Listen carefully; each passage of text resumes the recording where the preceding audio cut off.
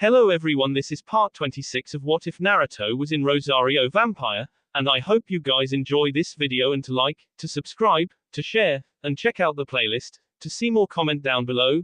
Now let's start the intro. They call me a god. They call me a god.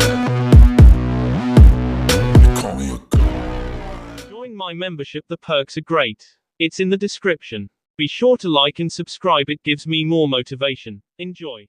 So, this is what war looks like. There was an abandoned and burned out village. Scattered along its empty street were skulls and other bones. Since attending Yukai Academy, he had come to take the site for granted. The rice paddies that surrounded the village were becoming choked with mud and weeds. This was rice country. Once it had been a peaceful little backwater where they grew rice and made sake. Then one day Orochimaru had come before the rice daimyo and promised to make his nation a famous and respected power. The daimyo had been flattered to receive the attention of one of the Sannin, and been seduced by the idea of becoming daimyo of a powerful nation. He'd agreed to give Orochimaru his full support. Though Orochimaru had a well-earned reputation as a liar and a deceiver, he actually kept his bargain. He created the Sound Village out of nothing, and through his sheer will and genius did indeed turn Rice Country into a powerful nation, one that could even start and fight a war against the might of Konoha and Fire Country. Though the price had turned out to be higher than expected. Naruto took a leisurely drink of water as he looked around the charred landscape. He'd seen a whole lot of empty villages since crossing into Rice Country. He wondered if the daimyo would have still thought his bargain a good one. Since he and his entire family had been long since dead, he doubted it. Despite the gloomy scenery, Naruto was actually enjoying himself. He was glad to be out of the village. Except for Mocha, there was nothing he missed about it. Well, maybe he missed Ichiraku's and Hinata a little too. The mission itself seemed like an interesting challenge. At the moment he was in his vampiric form and without his demonic aura. Using it was like lighting a signal fire for every ninja for miles around. He needed to be unseen until he'd found the target. He put away his canteen and opened a small pouch on his belt. He pulled out 4 separate plastic bags, each with a scrap of fabric inside. He opened each one at a time and took a whiff. Then after putting them away again, he tasted the breeze. After a few minutes he picked up the scents. They were only the barest trace, days old. But so long as it didn't rain. He looked to the northwest and smiled. Before leaping away though, he sent a quicker glance behind him towards the south. It's time to hunt. With a laugh he leapt away towards the northwest. XXXXXXXXXXX. This thing sucks. Why do we have to do such sty work? Tayuya demanded. It is what Lord Orochimaru commands us to do. Jirobo answered wearily. Her constant complaints were tiring. She chose to ignore him as she usually did. Were some of Orochimaru's toughest ninja were being wasted on these stupid patrols. We ambush a few ninja, burn a few villages, what's the point? Maybe you should tell Orochimaru-sama you'd like a new assignment. Sakin teased. I hear he's always looking for volunteers for special service. Tayuya shuddered. No thanks, she was brave enough to face almost anything, but not their master. Since the failed attack on Konoha, their master had grown increasingly isolated and vindictive. Some whispered he was growing increasingly mad as well. Special service was a code phrase for the bizarre medical experiments he continued to conduct. Even facing the constant threat of the Leaf Nins, Orochimaru still insisted on spending most of his time in his lab experimenting on ninja. He used enemy prisoners when available, his own men when not. Orochimaru claimed he was creating a new, super weapon that would allow him to destroy the Leaf Nins once and for all. The rumors said it was supposed to be a new curse seal, a much more powerful one that didn't kill 90% of those subjected to it. If true, such a seal would be great. But what the hell are we still fighting for? Tayuya burst out, her fear and her exhaustion getting the better of her. We've already lost this stupid war. Careful what you say, Tayuya. That is rank treasons. Somehow through everything, Jirobo had managed to keep his faith in Orochimaru. He and that idiot Kabuto were about the only ones. The rest still served him only out of fear. You think so, you fat pile of s. She snapped at him. The Leaf Nins have overrun the whole thing country. We have to hide in caves and underground and sneak around, picking off a few stragglers when we can. We're conducting a guerrilla campaign, Jirobo tried to sound like an expert. We're exhausting the enemy through attrition until he loses the will to fight and abandons the field. Oh yeah, the leaf nins are going to just give up trying to K Orochimaru and go Fing home. Wake up you stupid F. They'll never stop, they'll never quit, not until they K Orochimaru. We need to run away while we still can. Tayuya was starting to sound hysterical. You run US, Saken said. You know that if you run either Orochimaru or his pet Kabuto will come after you. Face it, there's nowhere to run. She looked at him miserably. She knew how true that was. Many sound ninja had tried to escape this pointless war. Within 48 hours their heads would always end up on display for all to see. For the dwindling forces of sound there seemed to be no escape save through death. Kidomaru leapt down among them, he'd been off scouting while they rested. He had a satisfied grin on his face. Found one. XXXXXXXXXX. The four of them were staring at their target. He was just sitting there leaning against a tree asleep, without a care in the world. They could all sense that he had a good bit of chakra capacity, a lot more than normal. But a single ninja had no hope at all against the sound four. This is too damn easy, Tayuya muttered suspiciously. Are you sure it's not a trap? Kidomaru shook his head. There's no one else for miles around. He's not wearing a leaf high-tie-ite, Jirobo noted. Maybe he's from another country, maybe he's even a missing nin.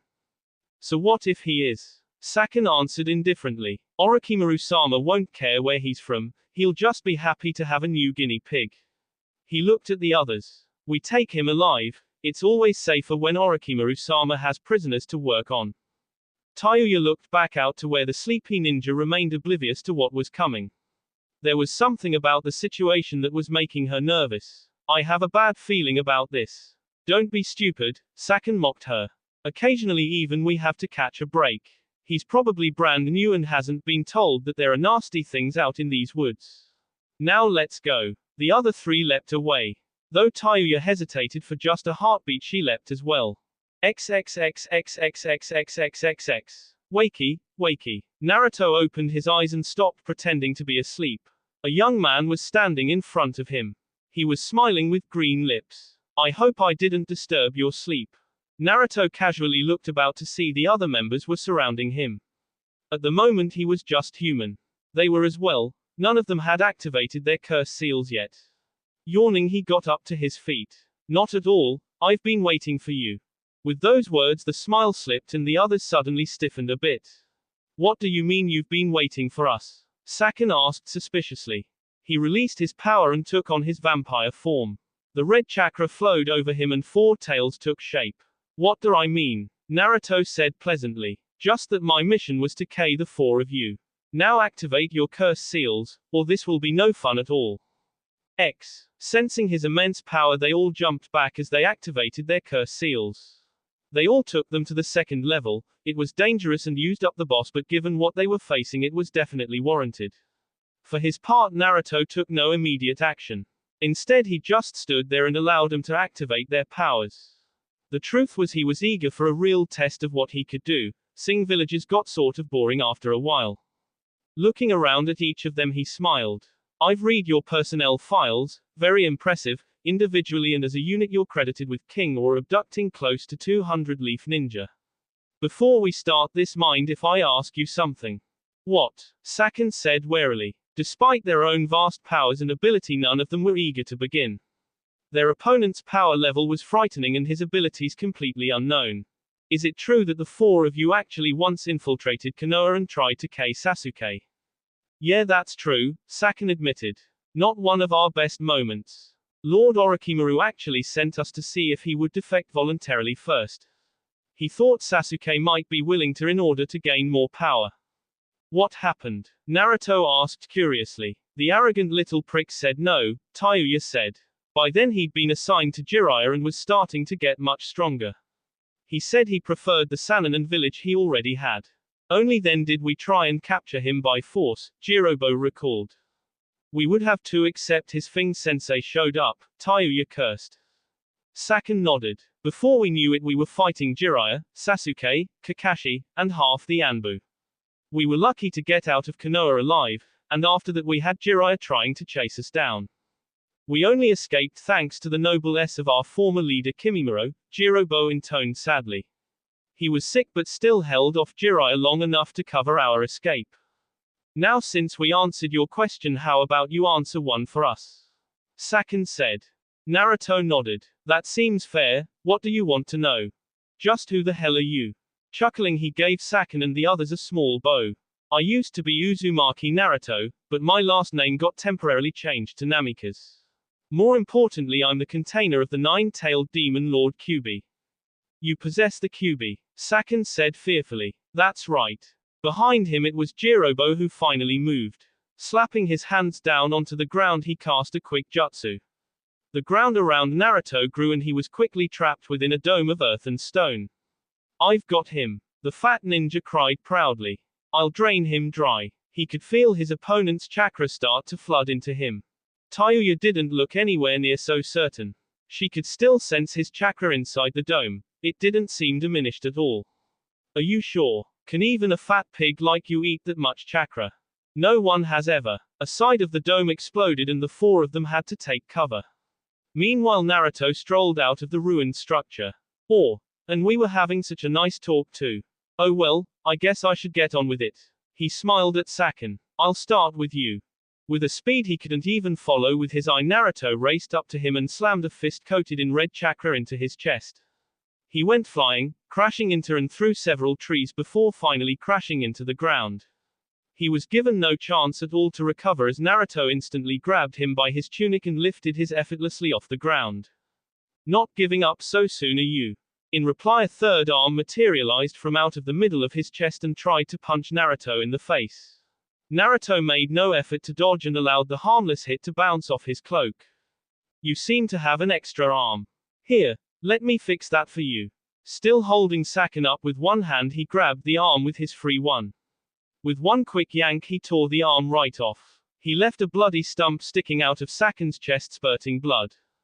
A second transformed body spilled out of Saken's. His skin was red and a horn stuck out of his head. With his right arm he was trying to staunch the blood flowing from the stub left below his left shoulder. You would be a con, right? Here, I think this is yours. He tossed him the severed arm.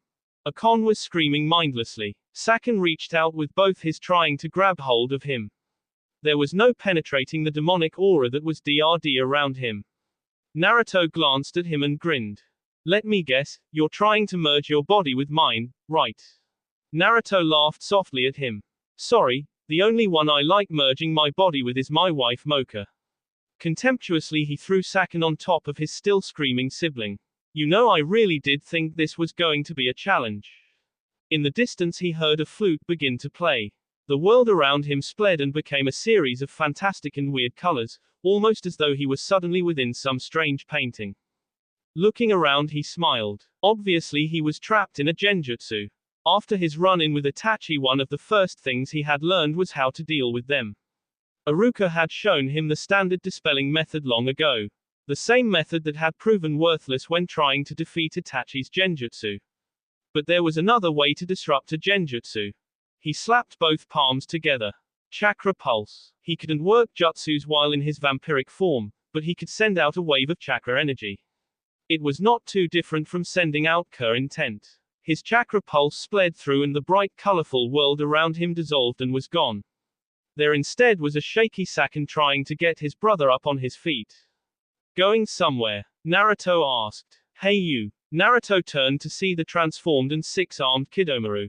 Opening his mouth he spat out a thick stream of white webbing. The webbing struck his demonic aura and flowed around it, molding itself as it spread. Kidomaru opened his jaw as wide as he could and poured out the webbing.